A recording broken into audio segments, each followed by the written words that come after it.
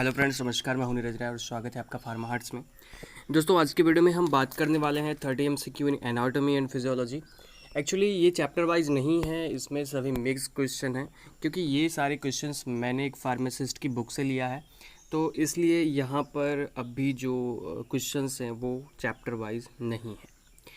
ठीक है, चलिए आज की वीडियो की शुरुआत करते हैं और देखते हैं कौन कौन से क्वेश्चंस हैं। दोस्तों, ये क्वेश्चंस आपके सभी होने वाले एग्ज़ाम्स के लिए बहुत ज़्यादा इंपॉर्टेंट होंगे और इसलिए आपको ये सारे सॉल्व कर लेने चाहिए और बार बार इस चीज़ की प्रैक्टिस करनी चाहिए कि आप कम समय में ज़्यादा से ज़्यादा MCQs को सॉल्व कर सकें। सबसे पहले क्वेश्चन की बात करें तो सबसे पहला क्वेश्चन है, बहुत ही इजी क्वेश्चंस है। अब इसमें इजी और टफ दोनों चीज़ें हैं, ठीक है। ऐसा नहीं है कि मैंने सिर्फ इजी क्वेश्चंस आपको दिए हैं, इसमें टफ क्वेश्चंस भी हैं, इजी क्वेश्चंस भी हैं।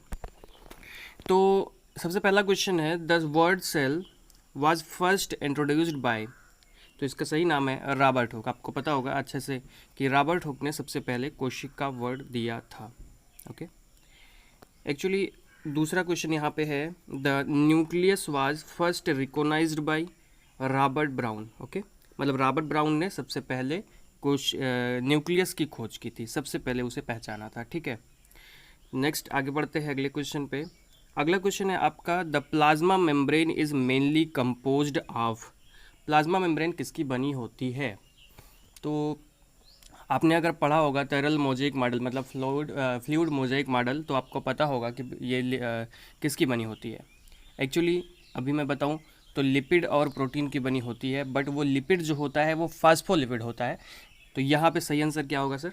सी वाला। यहाँ पे सही आंसर है फास्फोलिपिड, मतलब जो प्लाज्मा मेम्ब्रेन होती है वो मेनली फास्फोलिपिड की कंपोज होती है। चौथे क्वेश्चन को देखेंगे तो the ribosome are present on the surface of, ध्यान से देखिएगा, ऑन द सरफेस ऑफ दिया गया है, तो कहाँ पे प्रेजेंट होता है राइबोसोम? आप दिमाग लगाओ जल्दी से और कौन सा आंसर सही है। चलो देखो, यहाँ पे 4 ऑप्शन दिए गए हैं और 4 में सही ऑप्शन है बी, एंडोप्लाज्मिक रेटिकुलम। मतलब एंडोप्लाज्मिक रेटिकुलम के ऊपर राइबोसोम प्रेजेंट होता है। आपने देखा होगा एंडोप्लाज्मिक रेटिकुलम 2 प्रकार का होता है, एक होता है स्मूथ और एक होता है रफ। तो रफ के ऊपर राइबोसोम प्रेजेंट होते हैं सरफेस पर। अगर यहीं पे दिया गया रहता कि इन द सेल, मतलब किस सेल ऑर्गेनल के अंदर में राइबोसोम प्रेजेंट होता है, तो वो उसका आंसर हो जाता है माइटोकॉन्ड्रिया। ठीक है, अगले क्वेश्चन पे बढ़ते हैं। अगला क्वेश्चन, पांचवा क्वेश्चन देखिएगा, smooth surface endoplasmic reticulum is associated with, मतलब इस जो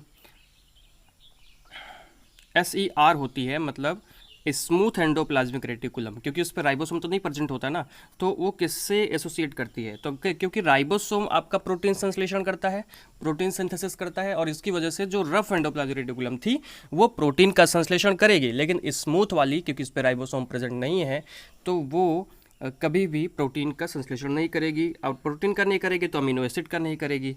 तो अगला क्या है, स्टेरॉयडल हार्मोन सिंथेसिस। एक्चुअली ये लिपिड का संश्लेषण करती है और स्टेरॉयडल हार्मोन, मतलब जो लिपिड वाले हार्मोन होते हैं उनके संश्लेषण में सहायता करती है। तो यहाँ पे सही आंसर आपका होगा स्टेरॉयडल हार्मोन सिंथेसिस करती है, जो स्मूथ सरफेस एंडोप्लाज्मिक रेटिकुलम होती है। छठा क्वेश्चन देखिएगा, Golgi apparatus is concerned with, Golgi apparatus क्या करता है? तो अगर मैं अभी बताऊं तो ये डिटॉक्सिफिकेशन मैकेनिज्म नहीं करता है और सिंथेसिस ऑफ हार्मोन नहीं करता, हाँ लेकिन सिक्रीशंस करते हैं ये। ठीक है, ये सिक्रीशंस करते हैं, तो यहाँ पे सही आंसर जो आपका होगा वो बी वाला होगा, सिक्रीशंस। अगला क्वेश्चन बढ़ते हैं, सातवां क्वेश्चन आपका है, protein is the synthesised by, protein is synthesised by मतलब प्रोटीन का संश्लेषण होता है किस चीज़ के द्वारा? ध्यान से देखिएगा, यहाँ पे बहुत कन्फ्यूजन, लोग क्या करते हैं एंडोप्लाज्मिक रेटिकुलम लगा देते हैं, ऐसा नहीं है। यहाँ पे सही मायने में राइबोसोम है, राइबोसोम जो होता है वो प्रोटीन का संश्लेषण करता है। अगले क्वेश्चन पे आते हैं, आठवें क्वेश्चन पे, DNA is mainly present in, मतलब DNA कहाँ प्रेजेंट होता है कोशिका के अंदर? चलो दिमाग लगाओ, बहुत आसान सा क्वेश्चन है। राइबोसोम में DNA प्रेजेंट नहीं होगा, ठीक है, न्यूक्लियस में, अब बताना, और प्लाज्मा मेम्ब्रेन में। तो यहाँ पे सही आंसर जो है आपका बी वाला है, न्यूक्लियस में मेनली DNA प्रेजेंट होता है, ठीक है, अच्छे अमाउंट में। तो यहाँ पे जो सही आंसर था न्यूक्लियस था। आगे बढ़ते हैं 9वें क्वेश्चन के ऊपर। 9वां क्वेश्चन आपका है, the interval between the each cell division is called, मतलब एक बार सेल डिवीजन और दूसरी बार सेल डिवीजन, दोनों के बीच में जो फेज होता है, जो इंटरवल होता है उसको क्या बोलते हैं? उसको बोलते हैं इंटरफेस। क्या बोलते हैं? इंटरफेस। सही आंसर क्या है? इंटरफेस। 10वां क्वेश्चन देखिएगा, यहाँ पे है the kidney tubules contain. Kidney tubule में कौन सा एपिथेलियम होता है? तो यहाँ पे जो सही आंसर है वो है स्ट्रेटिफाइड एपिथेलियम।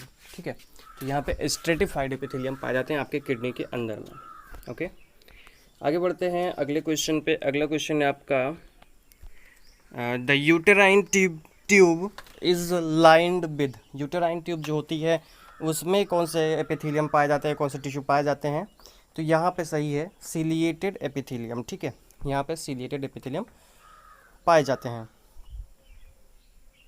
नेक्स्ट क्वेश्चन है आपका स्किन कॉन्टेन। स्किन में कौन सा एपिथेलियम होता है? तो यहाँ पे होता है केरेटिनाइज्ड स्ट्रेटिफाइड एपिथेलियम। सही आंसर इसका है स्ट्रेटिफाइड केरेटिनाइज्ड स्ट्रेटिफाइड एपिथेलियम। ठीक है, आगे बढ़ते हैं अगले क्वेश्चन पे।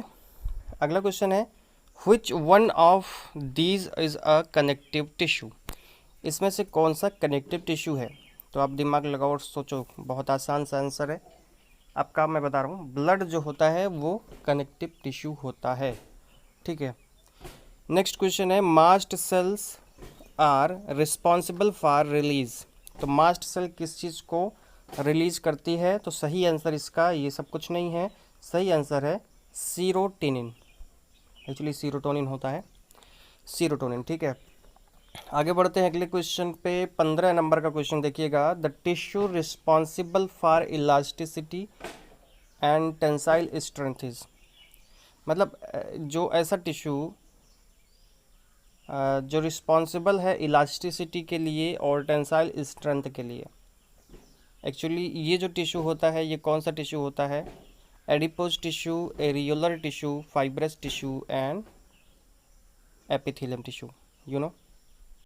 तो कुछ समझ में आया? तो यहाँ पे जो सही आंसर है वो आपका है एरियोलर टिश्यू। ठीक है, एरियोलर टिश्यू जो होता है सर वो एक प्रकार का ऐसा कनेक्टिव टिश्यू है जो कि ज़्यादा इलास्टिसिटी और टेंसाइल स्ट्रेंथ प्रदान करता है आपकी बॉडी को। अगला क्वेश्चन है आपका 16 number, myoglobin is present in. अच्छा, मायोग्लोबिन का मतलब होता है कि यम से होकर मसल आपका। ठीक है, मायोग्लोबिन एक्चुअली कहाँ प्रेजेंट होता है? मसल्स में प्रेजेंट होता है, क्योंकि ब्लड के अंदर में हीमोग्लोबिन प्रेजेंट होता है कि हीम का मतलब होता है ब्लड। तो यहाँ पे जो सही आंसर है आपका, क्योंकि 4 ऑप्शंस हैं जिसमें सही आंसर है आपका straight muscle fibre. Straight muscle fibre के अंदर आपका मायोग्लोबिन प्रेजेंट होता है। ठीक है, अगले क्वेश्चन पे आते हैं। 17 नंबर का क्वेश्चन देखिएगा, non straight muscle tissue is. अब ये 3 ऑप्शन ही दिए गए हैं बुक में, जैसे दिया गया था मैंने सीधे सीधे इसे प्रिंट कर दिया है। इसमें सही आंसर जो आपका है वो है not under the control of bill. मतलब जो नॉन स्ट्रेट मसल्स होती है, मतलब नॉन स्केलेटल मसल्स जो हैं वो आपके इच्छा के कंट्रोल में नहीं होती, मतलब इनवॉलंटरी होती है। तो इसका सही आंसर है। अगला है rhythmicity is a property of. Rhythmicity का मतलब होता है लयबद्धता, मतलब लय। आपकी बॉडी में कौन सी ऐसी चीज़ है जो लय दर्शाती है? तो यहाँ पे ये 4 ऑप्शन दिए गए हैं। इसमें है cardiac muscles, nerves tissue, voluntary muscles and globular cell. यहाँ पे ग्लोबुलर सेल नहीं ग्लैंडुलर सेल होना चाहिए। ठीक है, एक्चुअली ये बुक जो मैंने प्रेफर की है ये अब अगली बार से मुझे लगता है नहीं करना पड़ेगा, क्योंकि इसमें गलतियाँ बहुत ज़्यादा हैं। और जब भी कभी मैं आपको बताऊँगा ये कौन सी बुक है जल्दी ही। एक्चुअली यहाँ पे जो कार्डियक मसल्स है वो रिदमिसिटी की प्रॉपर्टी को शो करती हैं।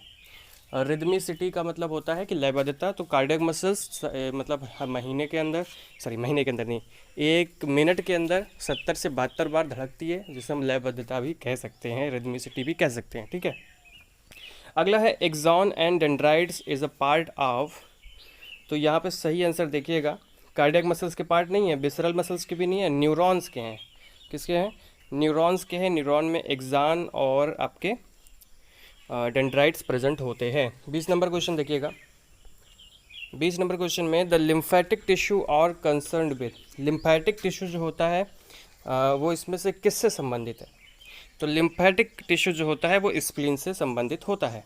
ठीक है, क्योंकि लिम्फ जो होती है वो spleen is a lymphatic gland and the lymphatic tissue is concern with the spleen. Okay, अगला क्वेश्चन है 21 नंबर का क्वेश्चन देखिएगा, the visceral muscle is present in. Visceral muscle कहाँ पे प्रेजेंट होती है, तो आपको यहाँ पे बता दूँ, जितने भी ऑप्शन दिए गए चारों ऑप्शन, इसमें आपका ए वाला ऑप्शन सही है। मतलब रिस्पायरेटरी ट्रैक के अंदर आपके विसरल मसल्स प्रेजेंट होती हैं। ओके, नेक्स्ट क्वेश्चन पे आते हैं। 22 नंबर का क्वेश्चन देखिएगा। The average volume of the blood in human body is, एक ह्यूमन बॉडी के अंदर कितना मात्रा में ब्लड प्रेजेंट होता है, तो यहाँ पे सही आंसर है आपका ए, मतलब 5.5 लीटर ब्लड जो होता है वो एक नॉर्मल आदमी के अंदर प्रेजेंट होता है। ठीक है, आगे बढ़ते हैं और 23 नंबर क्वेश्चन देखिएगा। अगला क्वेश्चन इसमें क्या है, the immune response of the body is related to, आपका जो इम्यून रिस्पॉन्स होता है, जो मेन इम्यूनिटी होती है, वो किससे संबंधित होती है, एल्बुमिन, ग्लोबुलिन, फाइब्रिन और नन ऑफ दिस। तो यहाँ पे सही आंसर है आपका ग्लोबुलिन। जैसे आईजीजी होता है, इम्यूनोग्लोबुलिन जो होते हैं वो आपकी एंटीबॉडीज़ का निर्माण करते हैं और इसीलिए वो इम्यून रिस्पॉन्स से सबसे ज़्यादा संबंधित हैं। 24 नंबर क्वेश्चन देखिएगा। Which one of these nitrogenous waste product is present in the blood? इसमें से कौन सा ऐसा नाइट्रोजन युक्त वेस्ट पदार्थ है जो कि आपके ब्लड में प्रेजेंट होता है, तो यहाँ पे सही आंसर आपका बी वाला है, क्रिटिनिन। क्रिटिनिन एक प्रकार का नाइट्रोजिनस मटेरियल है जो आपके ब्लड में प्रेजेंट होता है। अगला क्वेश्चन देखते हैं। अगला क्वेश्चन आपका है, which one of these cell is non nucleated, मतलब ऐसी कौन सी सेल है जिसके अंदर न्यूक्लियस प्रेजेंट नहीं होता है। तो यहाँ पे रेड ब्लड सेल्स हैं, वेसोफिल्स हैं, लिम्फोसाइट्स हैं, ल्यूकोसाइट्स हैं। तो यहाँ पे जो सही आंसर आपका है वह है रेड ब्लड सेल्स, मतलब नॉन न्यूक्लिएटेड जो होती है वो आपकी आरबीसी होती है, जिसमें आपका कोई न्यूक्लियस प्रेजेंट नहीं होता, केंद्रक प्रेजेंट नहीं होता है। ठीक है, अगला क्वेश्चन देखिएगा 26 number. The normal erythrocyte count कितना होता है हमारे बॉडी के अंदर। एरिथ्रोसाइट का मतलब आरबीसी काउंट कितना होता है, इसका जो काउंट होता है ये होता है लगभग 5.5 मिलियन पर mm³। ठीक है, अगला क्वेश्चन है, normal haemoglobin value is in the male, मतलब मेल के अंदर हीमोग्लोबिन की वैल्यू कितनी होती है, तो आप आंसर दीजिए खुद। इसका सही आंसर इसका क्या है मैं बताता हूँ, जो कि है 15 ग्राम पर डेसीलीटर, मतलब 15 ग्राम पर डेसीलीटर होता है अगर इस तरह का ऑप्शन दिया गया है तो। अगले क्वेश्चन पे आते हैं। अगला क्वेश्चन आपका है, erythrocytes are formed in, erythrocytes मतलब आरबीसीज कहाँ बनती हैं। देखिए इतने टॉपिक्स दिए गए हैं, अच्छा बनती हर जगह है लेकिन ये एडल्ट में पूछ रहा है, तो इसलिए सही क्या होगा, रेड बोन मैरो, मतलब रेड बोन मैरो के अंदर आपके एरिथ्रोसाइट्स बनते हैं। अगला क्वेश्चन है 29 नंबर देखिएगा। The life span of erythrocytes are is about, मतलब एरिथ्रोसाइट्स की जो जीवन काल उसका होता है कितना होता है। अब ये बहुत आसान सा क्वेश्चन है, 120 डेज, 120 दिन का होता है। ठीक है, तो लास्ट में 30 नंबर का क्वेश्चन देखिएगा। 30 नंबर का क्वेश्चन एक्चुअली ये आखिरी क्वेश्चन है और आपको इसको खुद बताना है। Which one of these group is a universal donor? ठीक है, मतलब कौन सभी को ब्लड दे सकता है। ये इतने ग्रुप्स दिए गए हैं, आपको कमेंट करना है। ठीक है, आप कमेंट करोगे तो वहाँ से 5 लोगों के नाम, जिन्होंने सबसे पहले कमेंट किया उनका नाम लिया जाएगा। बट एक चीज़ ध्यान रखना, इसमें नए लोगों का नाम लिया जाएगा। बाकी तीनों वीडियो में जिसके नाम ले लिए गए हैं अगर वो कमेंट करते हैं, हाँ उनका नाम बोनस में एक नाम लिया जा सकता है, बट 5 लोगों में उनका नाम नहीं लिया जाएगा। ठीक है, क्योंकि आप अभी सबको मौका मिलना चाहिए। ओके, तो ये हो गया आपके क्वेश्चंस। आगे देख लेते हैं जो हमने फार्माकोलॉजी का क्वेश्चन पूछा था, ये वाला question. Active transport of a substance across biological membrane has the following characteristic except, मतलब अगर एक्टिव ट्रांसपोर्ट कोई भी सब्सटेंस बायोलॉजिकल मेम्ब्रेन के से होकर करता है तो उसमें क्या क्या कैरेक्टरिस्टिक्स होती हैं, किसको एक को छोड़ करके, जितने ऑप्शंस दिए गए हैं उसमें से क्या छोड़ करके सारी कैरेक्टरिस्टिक्स होती हैं। तो भैया वो स्पेसिफिक भी होता है और सैचुरेबल भी होता है और उसको मेटाबॉलिक एनर्जी भी चाहिए। क्या छोड़ना है इसमें, क्या गलत है, मतलब दूसरा वाला जो है आपका वो आंसर सही है। मतलब it is a pH dependent, ये पीएच डिपेंडेंट नहीं होता है। ठीक है, ये स्पेसिफिक उसकी जो क्वालिटी होती है ये नहीं होती है। तो यहाँ पे सही आंसर आपका होता है इट इज़ पीएच डिपेंडेंट, इसको छोड़ करके बाकी सारी कैरेक्टरिस्टिक्स उस पदार्थ के अंदर, उस ड्रग के अंदर होने चाहिए, ठीक है। तो सही आंसर बहुत कम लोगों ने दिया था, लेकिन फिर भी 5 लोगों ने तो दे ही दिया है। तो चलिए देख लेते हैं उनके नाम क्या क्या हैं। सबसे पहले है जग्गू फार्मेसी, जो कि है जगराम सिंह, पैगांव मथुरा से। कॉलेज नाम है इनका BDM college of pharmacy, Paigaon Mathura. दूसरे हैं अमित जी। तीसरे हैं गुप्ता प्रसाद त्रिपाठी जी, जो कि है Indira Gandhi institute of pharmaceutical science, Bhubaneswar, Orissa से। D pharma second year student हैं। और अगला नाम है ब्रजेश यादव, जो कि हैं एटा से, BPS educational institute of pharmacy, एटा। अगला नाम है, पांचवा नाम रूपा दुबे जी का, जो कि हैं बंगलौर से, जैस्मीन कॉलेज ऑफ फार्मेसी। तो ये 5 लोग जिनके नाम सही थे, क्योंकि बोनस नाम मैंने नहीं लिया क्योंकि और दूसरे आंसर सही नहीं थे। ओके, तो अगर आपको ये वीडियो अच्छा लगा हो तो चैनल को सब्सक्राइब कीजिएगा, वीडियो को लाइक कीजिएगा और शेयर कीजिएगा अपने फ्रेंड्स के साथ, हमें इंस्टाग्राम पे फॉलो कीजिएगा। Thank you.